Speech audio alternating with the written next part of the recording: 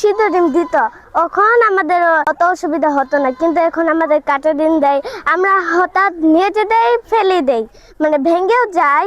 আমি মনে করি সিদ্ধ ডিমটাই দেওয়া ভালো। এটা কি ডিম এটা সেদ্ধ ডিম না কাঁচা ডিম? কাঁচা এটা দিয়ে তুমি কি করবা? সিদ্ধ করে খাম। এর আগে স্কুলে সিদ্ধ ডিম দিত না কাঁচা ডিম দেয়, আমাদের স্কুলে খাইতে পারি না, বাড়িতে নিয়ে যেতে আমাদের খেতে হয়। আমরা আগে সিদ্ধ ডিম পেয়েছি, এখনকার আমাদের কাঁচা ডিম দেয়, আমরা বাড়িতে নিয়ে যাই, বাড়িতে নিয়ে যেয়ে ভেজে খাই। ডিম কি সেদ্ধ ডিম না কাঁচা ডিম? কাঁচা এটা এখন কি করবা? ভেজে ভাজি খাবো। কাঁচা ডিম না সেদ্ধ ডিম? কাঁচা ডিম এটা কি করবা? বাড়ি যেয়ে ভাজি খাবো। সিদ্ধ ডিম বন্ধ করে দিয়ে কাঁচা ডিম দেওয়া শুরু করছে, এটার কারণটা কি বললেন?